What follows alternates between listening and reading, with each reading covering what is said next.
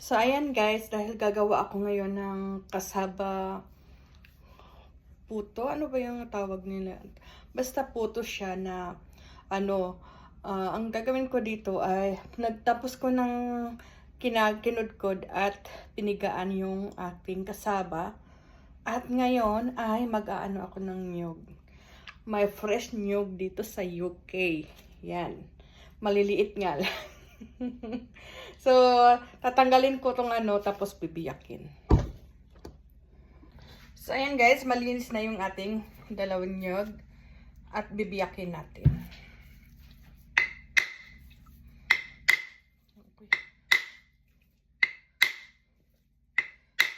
Hindi man kaya. Masira ang ating nito.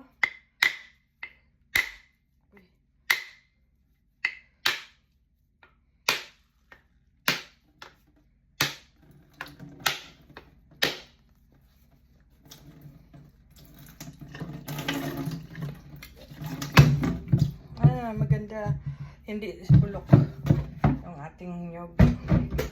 At bibiyakin ko yung isa guys. At syempre, may nabili tayong tapos na ang biyak ng ating guys, mga niyog. Siyempre, pag magbili ako ng fresh na niyog, may nabili ako. Walang uso kaguran dito, pero may nabibiling sa online. So, may nabili ito na coconut grinder. So, gagamitin na natin. First try. First, you try how to use. Sana naging okay.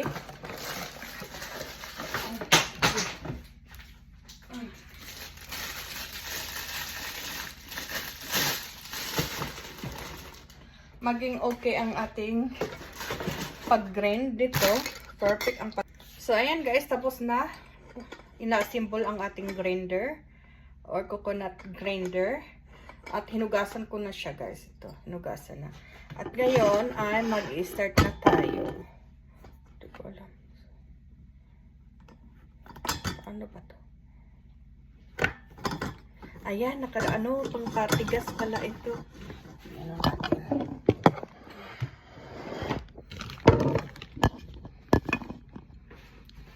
Ayan siya. Ang hinahig nawala ang higpit. Ayan natin para hindi ayan, gano'n natin hindi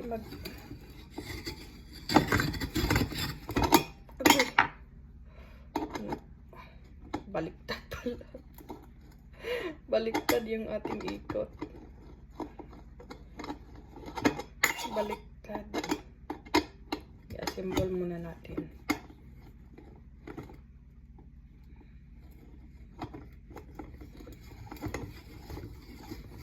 Ayan.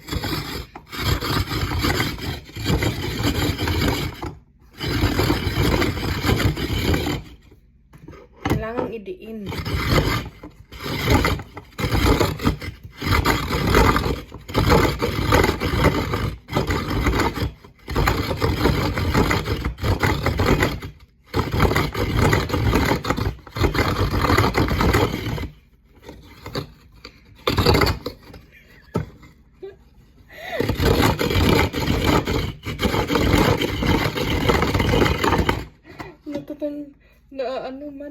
Ang tawag nito, hindi man siya na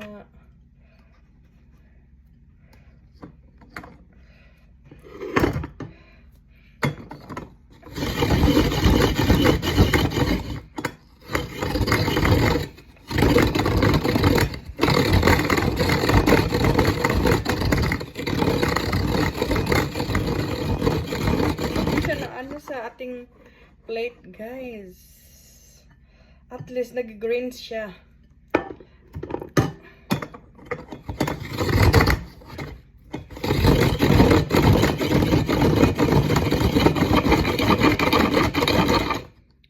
Oh. Pati ano.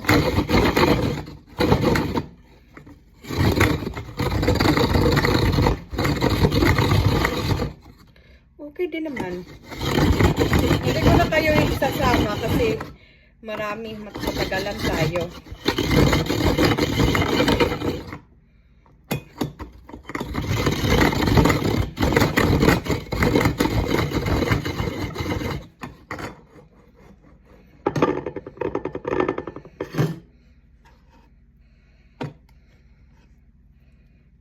Hindi siya na ano ka.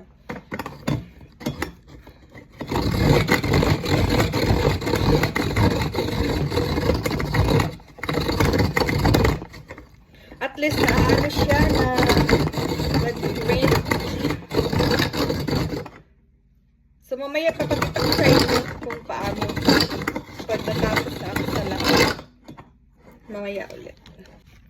Ayan guys, nakaano na. Hindi ko sagad yan pag ano. Ayaw ko masama yung bao. Pero tatanggalin ko mamaya, gamitin ang kutsilyo kasi itong may mata na ano, bao. Yun ang gagamitin ko pag ano natin sa ating puto. Yan. Marami na rin tayong naano. Marami na ang atong nagagawa. Kaya first time ko itong na-try gamitin. Kaya ang talas pa niya. So siguro marami yung dalawang ano niyog. Last one. Marami yung ano niya, yung anong tawag na? Magagamit. So i-keep ko lang yung iba. Pwede man siguro ito i-freezer. Tapos pag gusto ko na ano,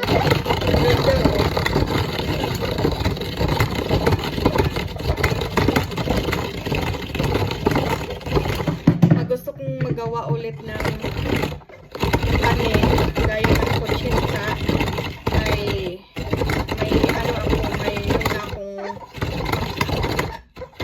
fresh coconut na ating i-ano or palit lang.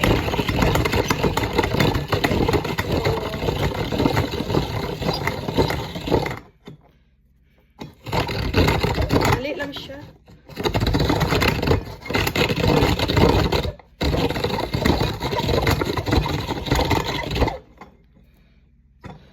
Kaso nga yung ating lalagyan.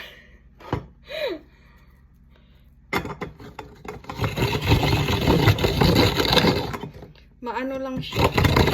Mabilis lang gamitin. Kaya sa bagay ito sa mga naglagay ka ng kanin. Hindi na problema yung ano.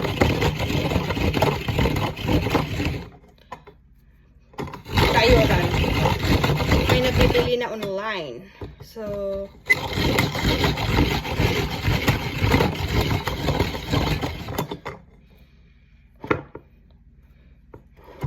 pang last na ano na ito.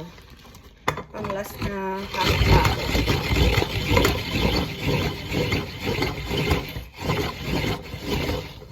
Pero yung walang mata ng bao, hindi ito pwede kasi hindi kapasok yung sinaw. Yung may mata lang ang magagamit natin, dalawa. Ganda. Naadik tuloy ako. Parang lagi na akong gagawa ng kakanin nito. Dati nahihirapan pa akong luto kasi walang ay, mayroon ng mga babibiling coconut na ano, pero dry. Ayaw ko din ng dry na wala. Parang sapaw na pinatayo. Ayaw ko na siyang isagad sa bao guys kasi maitim. Ayaw ko yung maitim. Bilis lang. Grabe. Tapos na tayo. So, papakita ko sa inyo yung ating na ano. Tanggalin ko to sa ayan. Yan lang. Hugasan lang natin ito. Tapos, ikikip ulit. Ang dami. Oh. Ang dami din palang nagagawa sa dalawang bao. Kahit maliit. Ikonti lang yung ano ko, yung kasaba ko kasi 3 piraso lang na maliit ang binili ko kasi. Yan. Kasi mas pwede naman ilagay sa freezer yung ano, yung puto, balanghoy. Ganda, di ba? Kaya makaano ka na kahit saan sa abroad, dito sa UK, may kayuran na, hindi na, makagawa ka na ng biko na hindi manghiram sa kapitbahay ng kayuran. Yan lang po. So ayan guys, ito na yung ating kasaba. Inaano ko na siya. Tapos marami lang ito. Konti lang ang ating ilagay. At itabi yung iba. Itago sa ref. Sa freezer.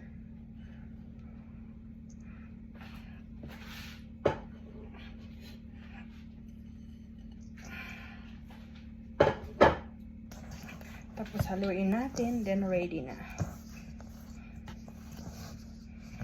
Tapos may dark sugar ako. Tapos gawa muna ako ng walang sugar. Kakain yung partner ko.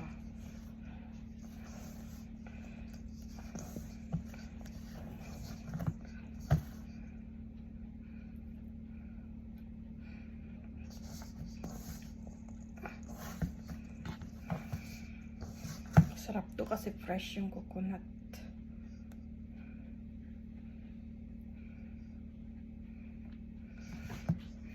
Yan, na-mix na siya. Hindi nakikita yung coconut.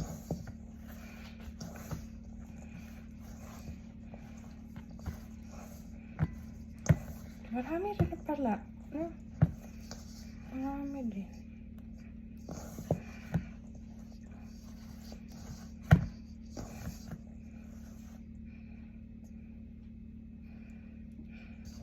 See you later. Dahil wala akong anuhan na pagkuluan, dito ko ilalagay yung bao. Uy, maliit. Malaki pala yung ano. Patay tayo nito. Ah, hindi. Lalagyan ko kasi ng ano. Malaki talaga siya. Maghanap mo na ako. Pwede na siguro dito. Ang ano natin. Para ano dito sa club. Steam. Ayan. Perfect. Mapakulo muna tayo ng tubig.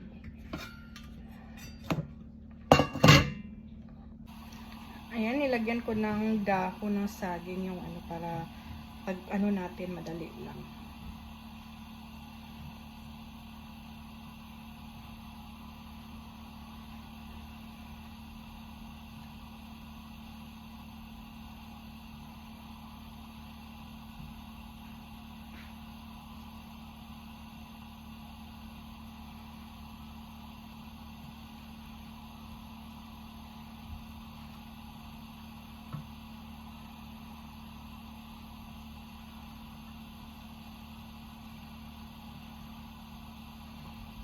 Hindi kasi ito idiin kasi para maluto yung ilalim.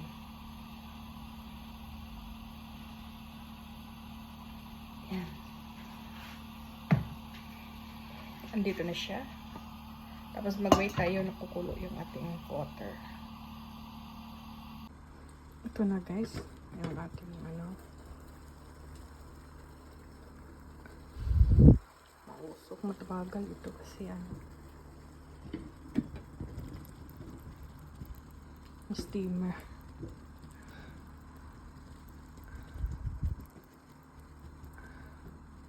So, ayan guys, ito yung plain natin. Naluto na. At maglagay tayo ulit na may dark sugar.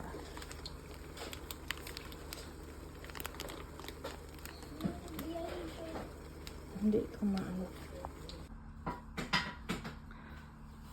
You try cook or